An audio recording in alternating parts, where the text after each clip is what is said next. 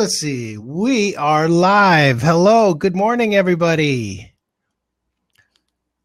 My name is Luis, and Brent is out today. He actually had an appointment he had to go to this morning. Good morning, everybody. Craig, Joe, Dana. I saw Marco in there earlier. Who else? I saw Greg Brown, and let's see. Yeah, people are coming in. We've got 10 in so far. Good morning, everybody. Most of you were probably in here for Kassy's first appearance on TLD Cast, which was absolutely wonderful. It was so much fun, and it's been so fun talking to Kassy. We've had quite a few conversations, and basically, I think one of the reasons why you're here, Kassy, is to follow up on that presenter voice exercise that we have in the Slack channel.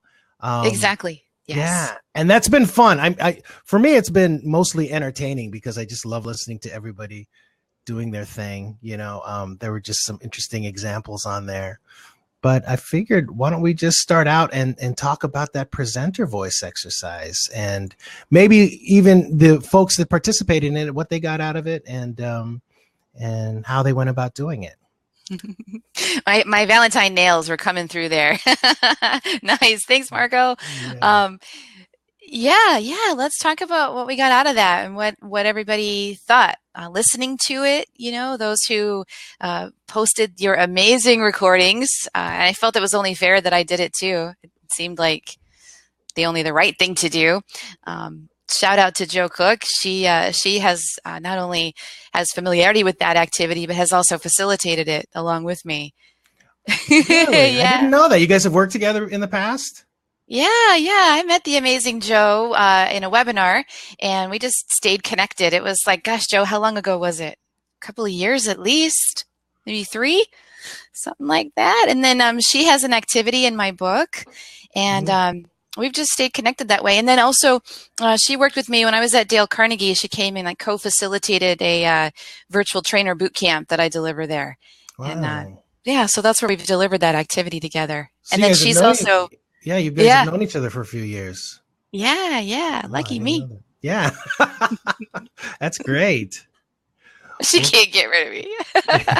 I'm not trying to. Okay.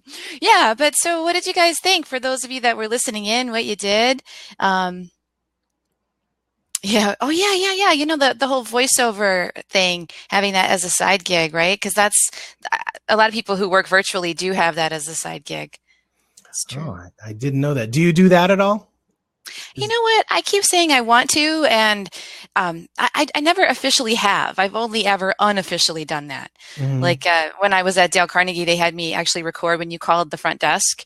Mm-hmm. Thank you for calling Dale Carnegie. You know, that was me. It was funny. Yeah. And I've done a little bit here and there, but never officially. I've never been paid for it. So. Yeah, but a lot of people do. Yeah. So tell me about that exercise. I mean, what was that exercise about? I'd like to learn more. I probably should have listened a lot more in the last session where you had talked about the exercise, but I'm typically multitasking back here and just monitoring stuff. So no worries. I get it. No problem. So we were talking about just, you know, your voice is arguably your most important tool. Mm-hmm. When you are presenting virtually, when you're delivering a training virtually, you know, you could be the subject matter expert of the world, and you know, you could know the technology really well and be wonderful in it. But if you sound boring, or if you sound like you don't like people, or you don't have any inflection or anything to your voice, people aren't going to listen. They aren't going to care, even if you're great at the topic. Right. So that exercise is just good for just rehearsing, just listening to yourself. Yeah. Right? And so what we did is we were like, how do you then develop your voice? How do you know what it sounds like? How do you know what kind of impact you're making? And so then I shared an activity that I do when I'm working with people who are developing their virtual trainer skills. An activity that I do is to just put up a screen where there's different facial expressions. And nobody's on webcam on purpose in this moment because we're focusing in on sound. And then people take turns saying one sentence in a way that's so clear that everybody else would be able to choose, you know, which one they're doing on the screen, if that makes sense. So it's like, yeah, so we just practice that and we do that live. And then what Brent said was, well, let's do it. If you want to do it, make a recording of yourself and then post it. And then let's come in and talk about what it was like when you did that. So like take one of your, and a couple of sentences that you normally say, maybe in a module that you deliver, and record it in a way that's not normal for you. So like your spa voice, and we got like the Zen voice, right? The Zen voice for the sales cycle. That was awesome. And, or that you're just really bored or you're asleep or, like I did whiny, people did different ones. And so I know we need the Zen voice. That wasn't mine. I know. That's funny. Yeah, who did the Zen voice? I don't remember. It was I know. Let me go look. Actually, can I just go? I know. I wish I could. I'm afraid to go in and try to share those things through here because I don't have like the soundboard like Brent has. So I wouldn't want to like shut everything down mistakenly. Okay. Yeah. But yeah. So maybe Craig, if you could just for the folks that haven't joined the Slack channel, just post that shortcut into chat, and it's in the TLD cast channel. You can find all of those audio recordings. There you go. Thank you, Craig. And they're really interesting. It's Kristen who did it. Oh, right. That's right. Yeah, that's good. So before you actually say do any virtual training or speak, do you go through any of these exercises at all? And the reason I wonder about that is because I know that singers like might have to warm up, and just work on their voices beforehand. Is that something that you typically do, or a recommended thing? I do this every single day. And so I want to tell you, yes, I do it every time I warm up. But reality is sometimes I'm like, oh my gosh, I got to go live right now. Like today, so not always, but should I? Yes. Just some sort of warm up. Now, is it in the form of these exercises that we did? No, I just often call upon, kind of classic, ways of warming up my voice, which are kind of embarrassing, but fun. And especially if there's any singers who are here, you know what I'm talking about. Yep. Yeah, certainly. And so this particular activity, though, if we get back to the point of it, was to use your voice very specifically in a very, very different way that's not normal for you. And then do people hear what you intend?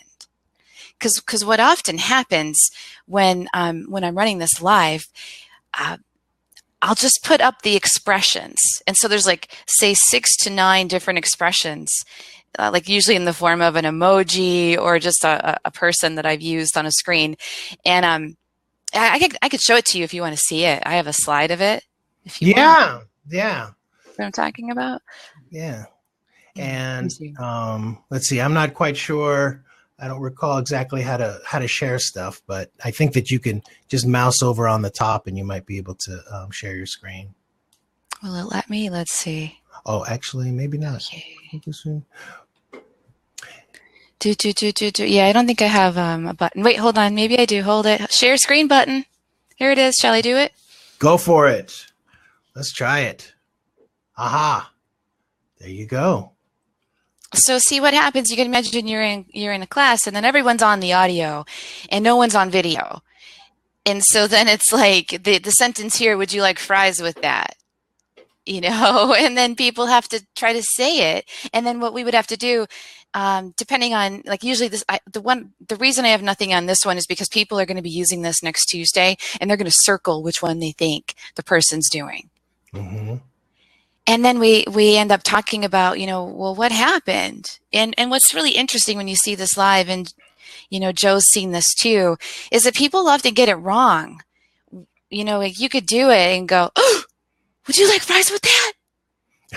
And that's really clear to me which one I'm doing, right?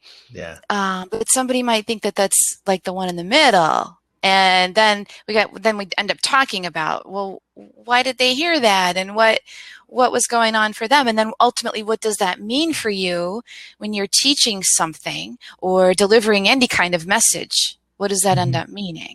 Right. So, yeah. That's interesting. Now, and I sort of wanted to get into this later, but I sort of want to ask this question now. Oops, there we go. when it comes to live applications, you just came back from the training conference in Atlanta. Do you go through a similar type of exercise? Do you use that at all? Training your voice to elicit a certain type of whatever, like to be expressive in a certain way. Is that something you have to think about as well? Well, I mean, I think, by the way, hey, Joe, I just saw you from afar, but didn't get to actually see you, by the way. Yeah. I think, whenever all of us are presenting, we need to warm up. Do we always remember to do it, though? I think those of us that are performers remember to do it. And then, I have to say I forget, too. You just get busy and it's time. But if you warm up your voice, it is going to be better, just like any instrument or tool that you use. For sure. I think like the intent of the activity that we did a couple of weeks ago was really more about, can we convey message, less about warm up and more about how are we using our voices to convey, and are they conveying the message that we intend? Right. And what's so surprising for people when they do that activity is that people don't always hear what they intend. Oh, I see. Like, for example, I have a really good friend and former colleague. His name is Dimitri. He's awesome. He's an incredible person. He's super smart. He's very, very mellow, and he is Russian, and he speaks with strength, as you might expect, right? He's a mellow person. He prides himself on being calm and mellow. And the first time he heard himself on a recording in a webinar, he's like, I sound stoned. So here he is thinking his calm, strong demeanor, is great. And everyone's like, he's so boring and he sounds stoned. You know what I mean? And so for him, I'm like, Dimitri, go run around the office like 3 times and then come back. Yeah. Now I kind of want to hear what a stoned Russian sounds like. I know, right? Yeah. I know. I should try to find the clip. He'll kill me. He'll kill me. So you've heard him. Dimitri is brilliant. He's a good dude. But do you think he sounds like he's stoned sometimes? Because he's the one who said that, not me. Yeah, he does. Oh, that's great. Funny. And so, here he is thinking he's strong, right? And then the feedback that's coming in is what's wrong with him, So everyone's understands it, Joe. That's funny. But so that was the whole point of that, playing with your voice, and then, and then how much is that impacting people? Yeah. So did he make adjustments to like remove the every stonedness? day? Yeah. Every day he does. And it's funny in some way to hear it, because when you see him in person and you are communicating with him, it's completely fine how he is, because you could tell he's mellow and cool. And he's always dressed to the nines too. He's like really into fashion. So when you hear him, though, it is kind of strange. And so then I hear him working on it, and I hear him trying to be lighter and friendlier. And I know it's not really him, but he's working on it, and he knows he needs to. So yeah, it's funny. It sounds like Dimitri should be a guest on TLD Cast. We're gonna have to find this guy. I will. He's wonderful. Yeah, I'll get his contact information from you. And later. I think, he's going to be here visiting. He's coming up to Rochester, New York in a couple of weeks. But I talk to him every day usually anyway. Yeah, let's have him in. And then he'll probably be kind of embarrassed maybe that I just did this. I'll send him the recording. Oh no. Yeah. And so the whole thing is, when we did this, we posted it, and we actually then defined what we did. So we've kind of, lived it and changed it a little bit. Oh, Janet, you're from Rochester. I live here now. Yay. I'm in Brighton. Yeah. Nice. So let me ask you this. Are there what other things might you do, like before you're prepping for doing any virtual training? Are there any other exercises that you do, like for the audience, or, prepping for the subject matter or anything like that? Or do you go through any specific like to do sort of items to get ready for doing any of that type of training?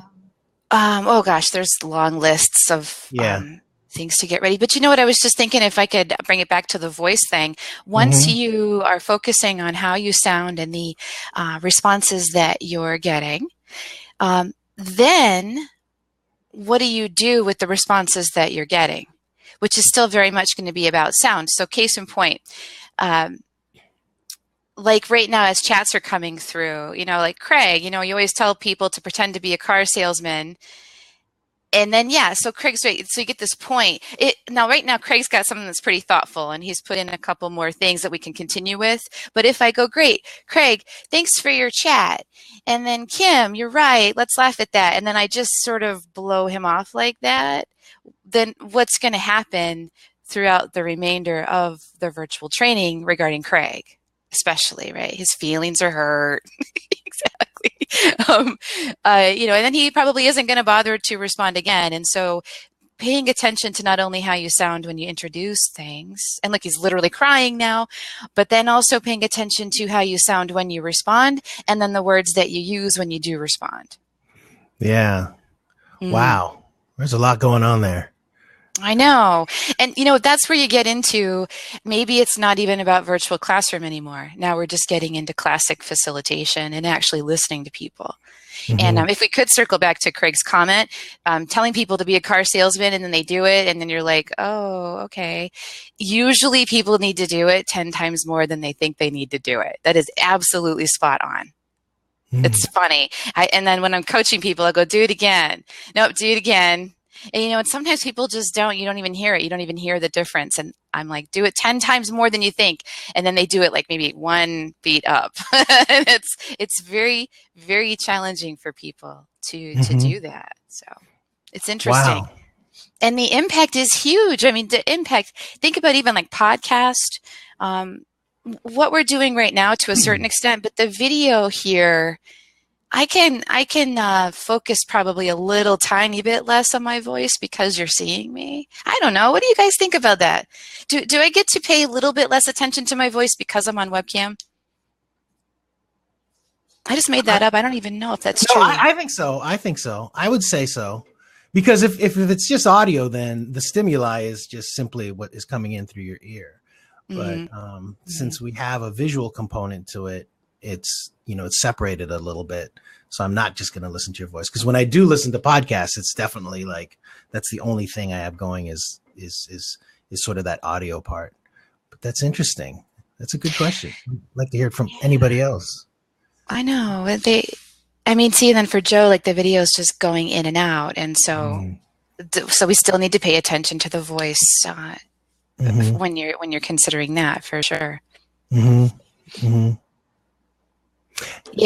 Yeah. And then I think, Joe, me too. Like I'm kind of like, whoa, I'm in the mirror. The one thing about webcams that do sort of freak me out is that it's actually a mirror. When I'm presenting in person, I'm not looking at the back of the room with a giant mirror of me. And you do, like right now, I'm actually loving this. The Q&A is over top of my entire face, and that's actually better for me.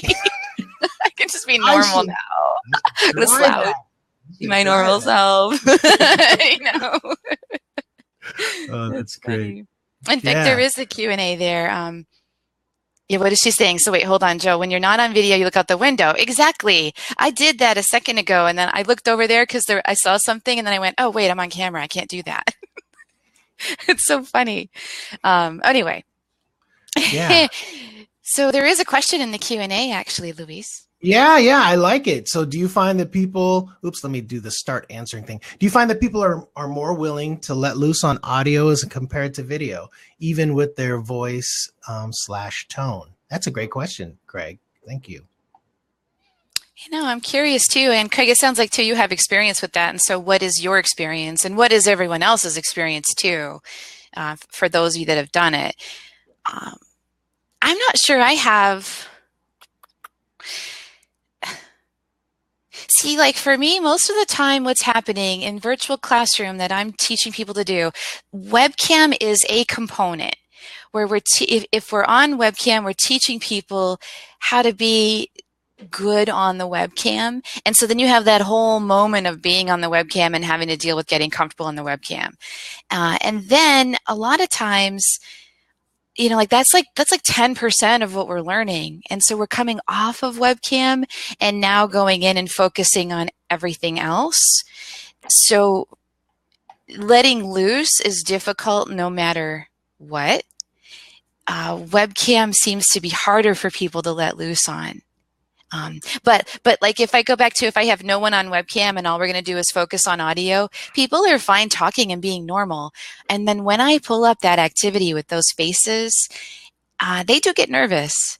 They do get nervous, and it's not it's an activity that I do in session 1, and I definitely don't do it. Even if I do it in session 2, I warm up to it with other fun icebreakers that'll get people ready for it because they are nervous. Yeah. What's going on in the chat, Luis? What are they? Oh, I'm not even, I was actually thinking of something that I wanted to bring up that I think is a little interesting that relates to like when Brent and I first started building TLD Cast. And, prior to this broadcast, Brent had done a couple sort of iterations of this idea through something called L&D Talk. And there was another thing that he had tried to do.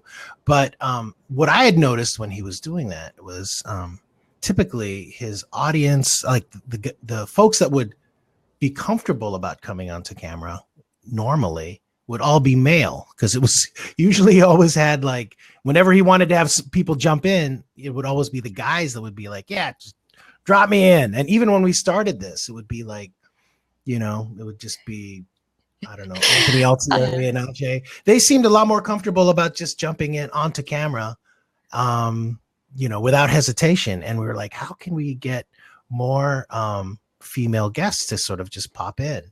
But do you see like that there might be kind of a gender thing there? Is it more difficult? You know what? All the women out there right now, you guys, why aren't we coming on webcam in moment's notice? I think it's the same exact answer for every single one of us. Right. We all know what that answer is, right? I'm like, yeah, and it's like a cultural thing, right? Or is it? No. Well, maybe it's culture, but no. You guys, I took a shower. I have makeup on. Do you think I would do that if I wasn't coming on here today? Right. Come on. I would have had like my top knot, which was the same top knot I wore on the airplane last night. So, most, when we work from home, like I don't spend time doing this every single day, and I don't want to be on webcam without a little bit of blush and eyeliner. I just don't. Yeah. And my lipstick too. That's my thing. It was my thing. And I think a lot of women that were like that. So maybe that is culture. But guys, you're not doing that. No, so, not at all. Yeah, I know. I'm like, and that is kind of like one of the challenges for us, is because we wanted initially to try to just get everybody, our format originally was like, we just like pull people in like random just throughout an entire session, but it didn't work out because it ended up just being guys that were interested in coming in. It's like, oh, we've seen you so many times before. So yeah, there you go. No lie, it is right here in my drawer for those times when it might happen. And guys, I'm not even going to kid. I feel so comfortable with all of you. I'm going to tell you something. Okay, you ready? Here goes. Okay, so the lipstick is right here in the drawer, and my eyebrows, they're microbladed. There's no makeup on my eyebrows, and I can't even. One of the main reasons why I got them done, if anyone wants to talk about microblading, just talk to me. It's awesome. Is because if I'm on webcam in a moment's notice, I can put on the lipstick and have the eyebrows, and at least I don't look terrible. I was like, because the eyebrows, I have to like put them on with all this makeup, and like, you look better with eyebrows, Kassy, kind of thing. Anyway. That's great. I just want to say that I have no idea what microblading is. It sounds interesting though, and it sounds a little dangerous. Yes. I know, Joe. You feel close to me. Yay. Microblading is a form of semi-permanent eyebrows that look very natural. So there's no makeup on these eyebrows, and they are also not 100% natural. I had them done. Yeah, it's kind of like, it's like a tattoo. It is, yeah, kind of, but it's not a full tattoo because it's about the layer of skin that it goes in. So it gets pretty crazy. Wow, that's intense. That's intense. I know. It is cool. But yeah, webcam is weird. You got it, exactly. And you know what? Whenever I'm doing virtual training stuff, if the culture of the organization that I'm working with is what a webcam culture, then it's different. People know and they know to be ready whenever they're in any virtual meeting. And so then I set the stage for that in pre-communications. Hey, we're going to be on webcam. Make sure you're ready. You know, I have an activity planned for that. But if you don't let people know that ahead of time, it is unlikely to get them to come on. Right. In moments' notice. And you're right, and more so with women than men. Yeah. Do you make any other recommendations at all? I mean, this is really interesting to me. Just yeah, I'd love to go back to talking about like voice, because Joe mentioned earlier about sounding warm, and you know, what is it that a person would do to sound warm? But I know you're at your 30-minute mark, and you got to do something right now, right?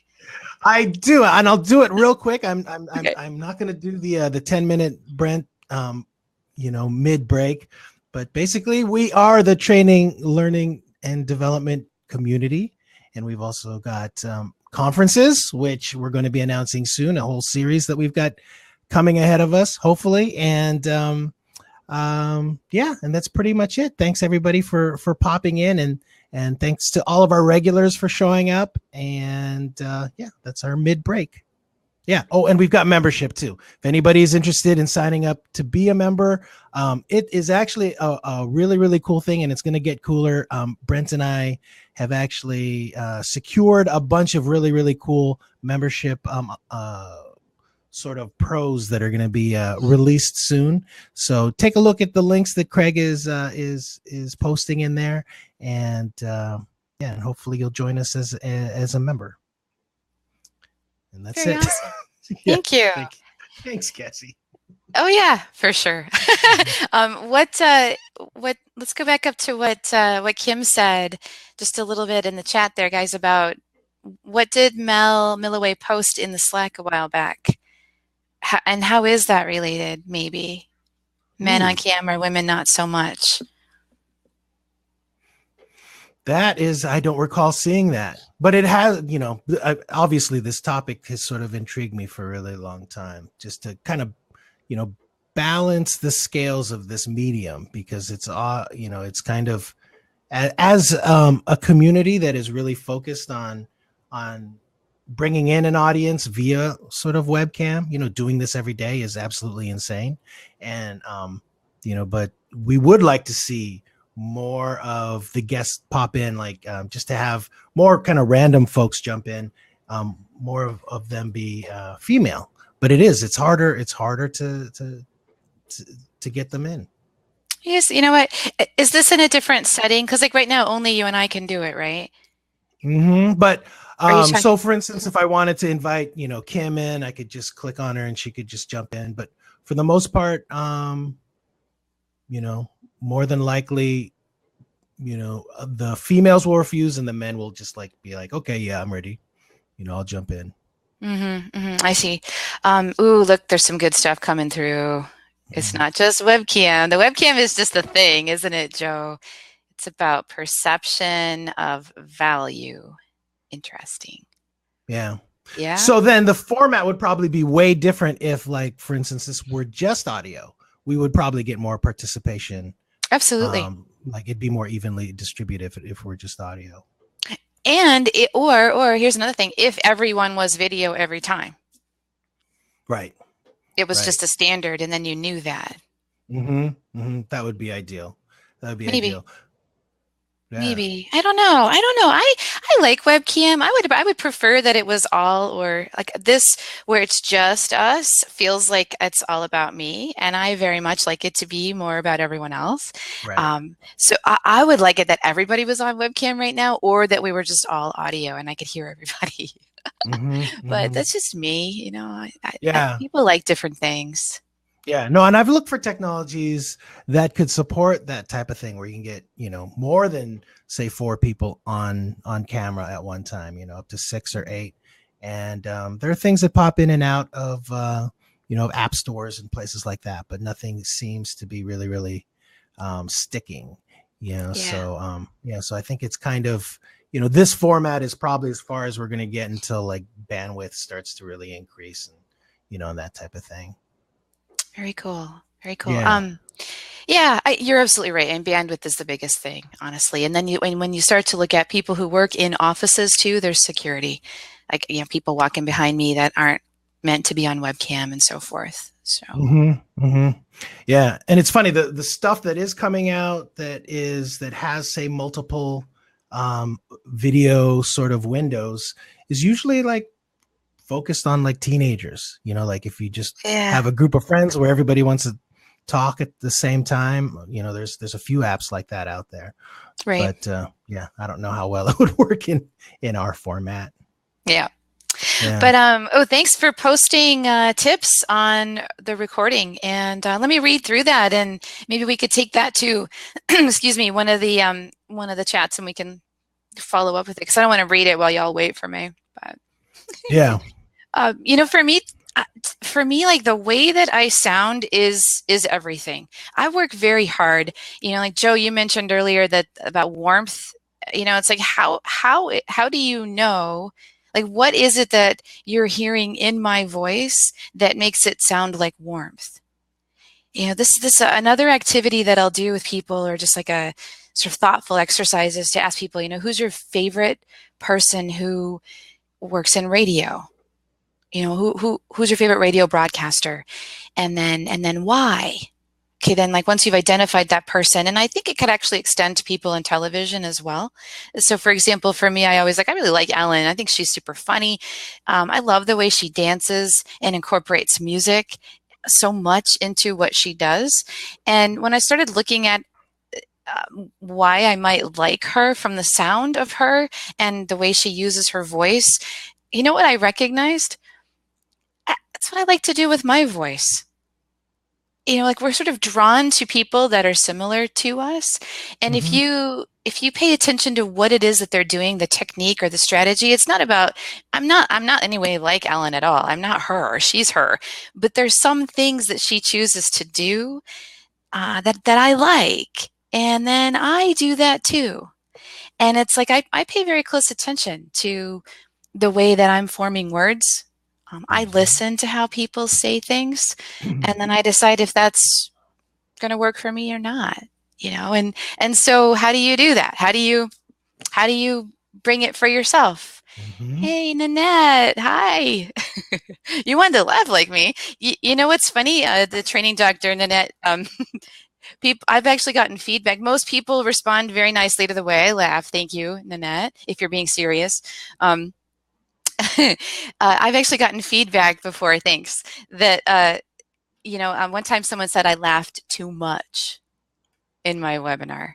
I was like, you're an unhappy person. I hate you. I'm happy. Right? Yeah, someone said that. She laughed. Actually, and they didn't even use the word laugh. You know what they used?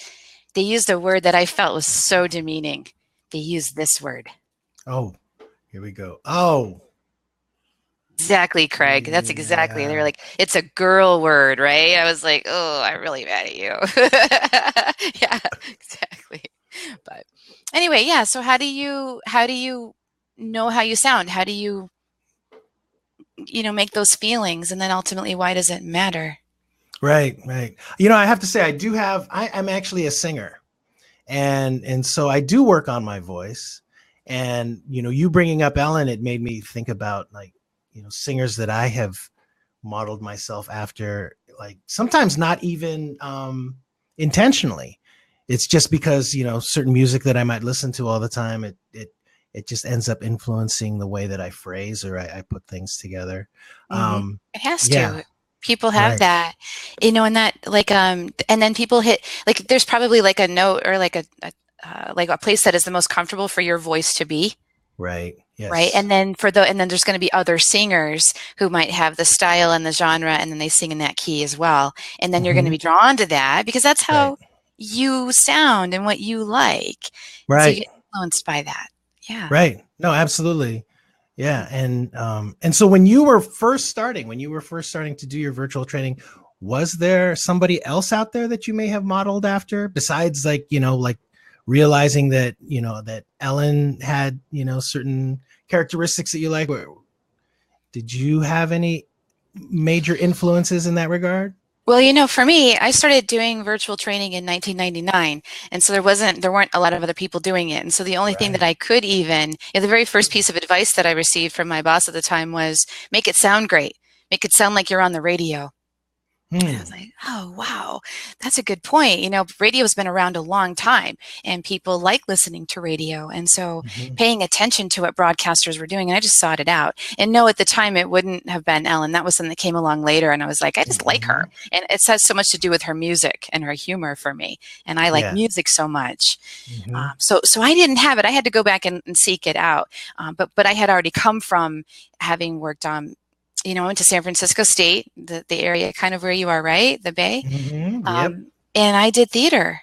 And so paying attention to voice, and that Oh. boss at the time, he was one of my directors. And so we were coming from the performance angle to begin with. Yeah. But which, you got to be careful about that too, though. I was just looking at that wonderful handout that, who posted that amazing handout? I was just looking at it. Kara, the gamification handout. I'm so stunned by that. I love it. But at the end, there's a section about edutainment. And so when you're talking about your voice and using your voice, you have to make sure you don't slip over into just being an entertainer when you're delivering, right? Right. Mm-hmm. Right. There's got to be some intent there. That's Mm-hmm. fascinating. Okay. Gosh, let me see. I know. I feel like I'm missing so much.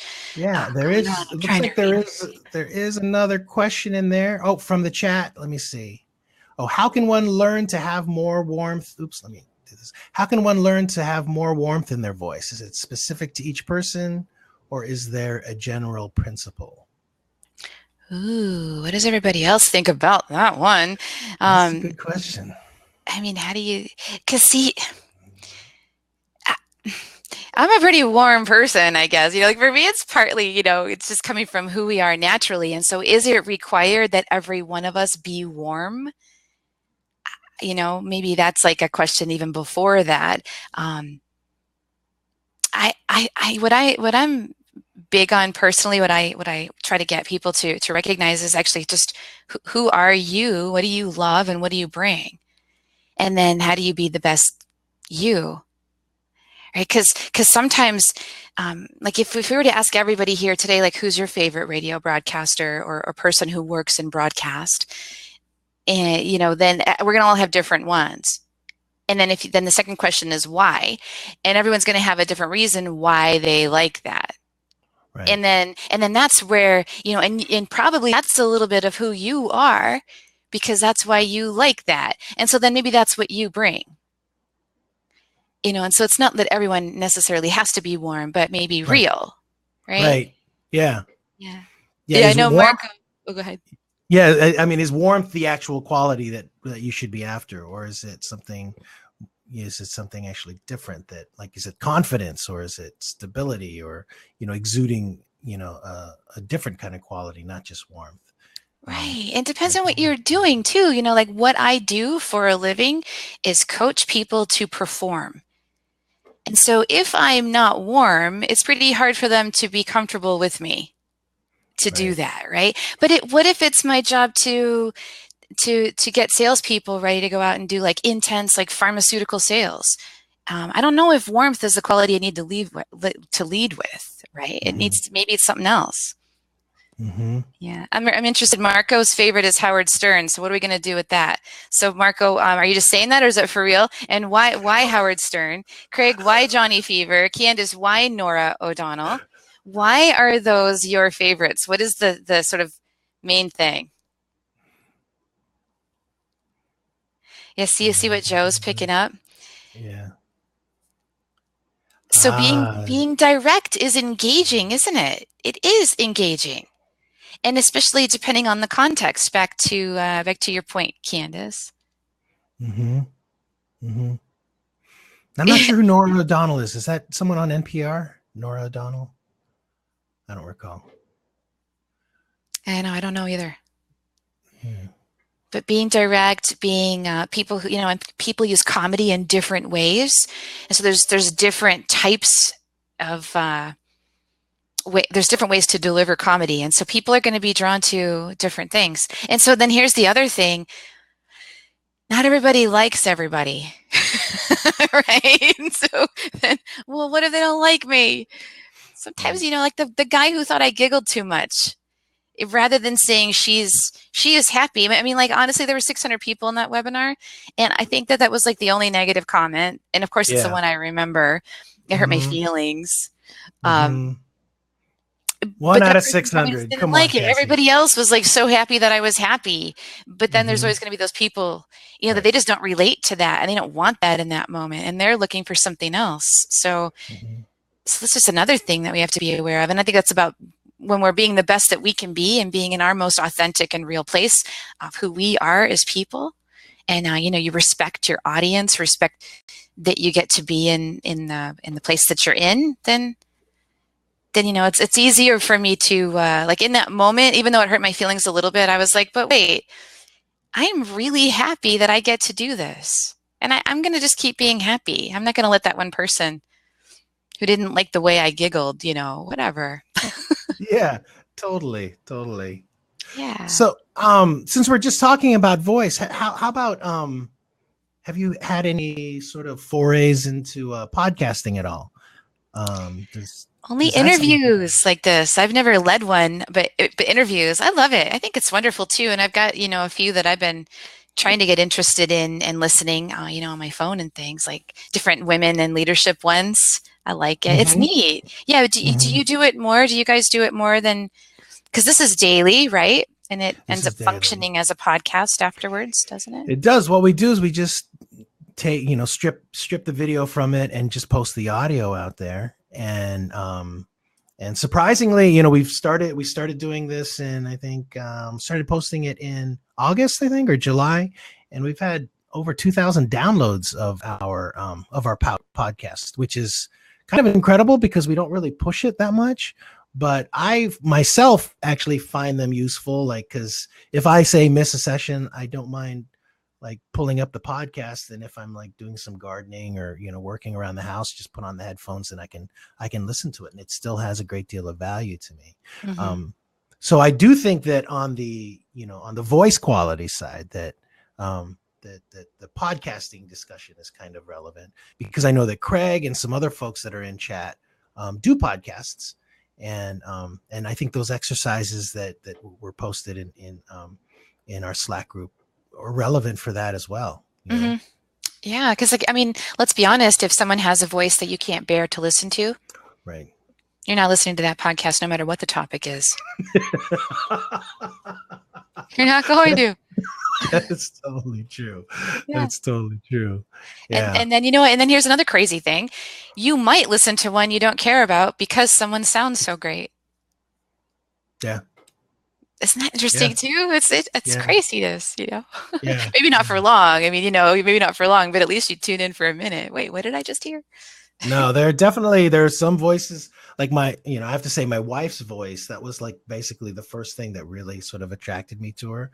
As soon as she left me we were set up on a blind date, and she left me a voicemail message, and I'm like, whoa. Nice voice. That's awesome. Yeah. And even when I talk to her, I'm like, do you do this, professionally? Like, is this, your voice is just really smooth and nice. Wow. But, she doesn't, it's just her voice. But anyway. Now, had you seen her yet? No. So what happened when you saw her for the first time after you'd heard her? Oh gosh, are we really doing this? No, you guys want me to ask them that, right? Yeah, she actually knew who I was. I didn't know who she was, and we were going to meet at this restaurant. So I sat down and I was waiting in the bar, and then she sat next to me, and she just struck up a discussion. She just started talking to me without introducing herself. And me not knowing she was my blind date, I was just talking to her, and I'm like, okay, who's this person talking to me right now? And it was really weird. And then she finally introduced herself and said, I'm Julianne. And I'm like, oh, geez. So you didn't recognize her voice. That's what Kim was just asking. Oh, that's a good, yeah, no, I didn't. I guess I didn't. I think because I'm pretty much an introvert. And so I think that when people talk to me, I just sort of, I freak out a little bit internally, and I don't really pay attention to, I'm not as aware as I should be. And so I think that's why I probably overlook that. Mm-hmm. But Aww. she has a great sense of humor, though. That's one of the reasons why she did it. Is she's kind of a bit of a prankster, so Aww. which I love. Thank you for sharing that with us. Yeah. You know what I was just thinking about as you were talking and as people are responding. How can we have awareness around how we sound? How do we learn? Back to that question in the chat, how do we learn to have, if we want more warmth?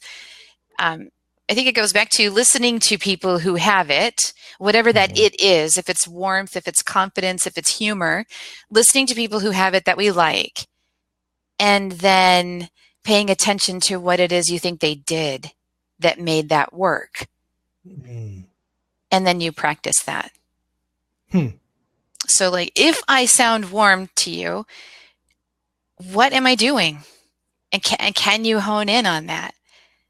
And if someone sounds confident, or if Howard Stern is direct and funny, what exactly is that? Yeah. So Craig, like, yeah, I'm smiling. Even if I wasn't on video, you could hear that. Yeah. And then maybe there's some things around tone and pace that might play into that. Mm-hmm. Mm-hmm. Yeah. How about this question on the webcam side of it? How about, and this is something that I sort of keep an eye on. How about movement within the video frame? Do you ever have to consider that? Like, I'm It's somebody driving that me is kind of nuts. like I'm always moving Yeah. around. Yeah, like Like I do I that a seriously, lot. I want to be like this right now. But I'm like, wait a second, I look better if I That's sit probably up. because of me. I have the webcam kind of up, and so I feel like I do look hunched. But yeah. Here's my mirror, Candace. It's actually not in front of me, it's behind me. I check it out beforehand. So not on my desk. But yeah, no, I'm trying not to use this webcam as a mirror, but let's be honest. I probably use my hands a whole lot more than what I'm doing right now. But I think on webcam, it's extraordinarily annoying. And so my hands are under the desk right now, and I am moving them around a little bit because in person, I do use them more. And I think that's a good thing to have in person. But on webcam, this is annoying, right? And this. Mm-hmm. Mm-hmm. Which Mm-hmm. maybe if I wasn't on webcam, I'd be doing this. I'd be laying like this. I'd be like, here's another thing that I do when I'm online all the time. I have on my desk here is a big calendar that I can write on. And so if I'm teaching and I'm listening to you, this is me. And I'm taking Ah. notes. I'm not even looking, I have my head down. And then I'm like, okay. So Yeah. And that's so natural though, like that seems just very informal and casual. But yeah, you definitely have to conduct yourself in a different way when you're like speaking in front of a bunch of people. Oh, I like that, Joe. You're yeah, getting thank you. honorary time. I've lived in New York long enough. I'm around it a little bit more. So Yeah. funny. Yeah. So have you ever had to coach somebody on that, on moving around too much in front of a I webcam? Is it? have. Yeah, and Yeah. then also like having it like this. Yeah. It's like look into it and then having the light behind them. I have the light in front of me. My door shouldn't be open, right? I thought I had it closed. Closing the door, limiting what's around you. I don't think I have it set up perfectly right now, but at least it's plain enough, right? But Right. certainly, yeah. And I've like I'll have people practice introducing themselves, and let's look around. Then before they even start, I'm like, let's situate everything, and put your hands down, and and then I think it's a little bit unfortunate too what happens because then maybe we're not as natural as we would be. And so then it's like at first, how do you pay attention to how you're being perceived and what you look like on camera? And then the next step is how do you then become natural and still be you? Right. And I don't know. I don't know if I'm the expert on webcam. Mm-hmm. I know that I am absolutely obsessed though if I'm on it. Like it's like after this is over, I'll be like, oh, and then I'll just be normal again for the rest of the day. I will be. Oh my gosh, I love how honest you are and just real about this stuff. It really, yeah, it's so refreshing Aw. because it's true. All the stuff that you're saying is absolutely the case. I know for myself, I'm probably just going to lay on the floor for a while and in fetal position and recover from. Oh. I mean, I'm wondering right now, like I actually have an itch on my nose. Like, can I scratch it? You know what I mean? Can I? Oh, and see, I want as to. a I'm going guy, to. I would. I'm As a doing it. guy, I I did it. would. Now I have an itch. Thanks a lot. You're welcome. Everyone does, probably. So it looks like we have one more question from Dana. Is it okay if I go over that one? Yeah. Can anyone's voice be good enough for typical L&D projects with practice, or are there some that will forever be horrible? That's from Dana Haynes. Oh my gosh. Can others answer this with us, please? What do you guys think? Yeah, Please. yeah. I'm super judgy. I've never heard that one before. Judgy. Sorry. I'm sorry. You're not cut out for this. Training doctor's asking for it again. Let me read it one more time. Can anyone's voice be good enough for typical L&D projects with practice, or are there some that will forever be horrible? I would say with practice, you can pretty much do anything. Yeah, I mean, right? If you understand, if they have the right coach, right? And there's people, vocal coaches. What's that lady's name who does at conference? She gets everybody singing. You guys think of her name? She's so fun. That sounds like fun. It's leaving me. Yeah, she has an entire audience just up, and she's like, even if you can't sing, I'm going to have you singing while you're here. But see, like Nanette's saying, some will be forever horrible. See, I'm a little bit like, I don't know. The nice Kassy with the angel over here wants to say everyone can practice and get a vocal coach and pay attention. And then the other little mean devil Kassy over here is like, you're not cut out for this. Move on to something else. Well, for me, I think that I don't know if I've heard a voice that I really have disliked. In any of our TLD casts. I think the one challenge that I've seen is pacing, or folks that might not be able to, they don't maintain a good conversational pace to the broadcast, myself included. So that, I think that's the only time that I feel like, if I would improve anybody, it would be with that, with no stuttering or slowing down or stopping in mid-sentence and kind of looking away. Mm-hmm. But for the most part, the voices have always been really acceptable to me. It's nice of you. Gosh. Because people are talking about like, yeah, there's a reason why Nanette and I are friends. It's maddening. It's not relaxing. Yeah, I think you do need to pay attention. I mean, certainly working in the world that I work in, getting the feedback that I've gotten, I've paid attention to it, and worked on it, and listened to people and gotten feedback from people on the regular, actually. And I've had to learn to be more direct. I've had to learn to not laugh as much as would be normal for me, probably. I've had to learn to not use as many filler words. I did grow up in California, and so I had to learn to not say "you guys" every 5 seconds. Hey, you guys. Hey, you guys. Hey, you guys. What we're going to do? Dude, we're totally doing that. Right? Dude, I gotcha. Dude, that was cool. Yeah. Dude. Nowadays, it's like, bro. Yeah, I've had to pay attention to those things. And so there is an element of you can work on it. Wait, what, Joe? What, dude? Yeah, you guys is New York if you say it like you're New York, but in California, it's, hey, you guys. Okay, you guys, what we're going to do next, you guys are going to get into a group, and then you guys are going to work together, and then, dude, you're going to come back, and you guys are going to be, like, so awesome. Kassy, that sounds so normal to me. I know. That's what I'm used to. It's normal to me, too, Luis. I can go into it in, like, half a second, as you saw. So. Right. But yeah. You know what? I know we're in our very last minute together, but all this talk about voice and training accent is a whole nother thing. Like Candace, you worked on losing your Jersey accent.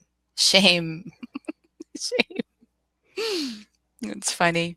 Yeah. I love accents. I love them. Yeah. My wife is a Jersey girl. She never had an accent though. Interesting. That is. Interesting. All right. Well, looks like we are going to hit the 9 o'clock top of the hour. And so I'm just going to wrap it up. Kassy, thank you so much. It is so fun having you. Brent is totally missing out today, but I know he had a very important appointment that he had to go to. And so he couldn't make it in, but we really appreciate you coming in and taking the time to share, your expertise with us. Really, really wonderful. Oh, I got the phone call. Thank you for having me and accepting me into all of this amazingness that's here. It's so good to see some familiar people and also getting to know new people. So thank you for having me. Absolutely. So I'm going to close out your window. If you want to keep typing in chat, you're welcome to do so. And let me close that out. And thank you, everybody, for coming in. Really appreciate your time. And we'll see you tomorrow. We have a guest that Sam Rogers is bringing in. I actually don't have the window up right now, which I usually do. But it's Video Friday tomorrow. And we'll see you then. Thanks, everybody. Sorry, I don't have any outro music. All right. So have a good day.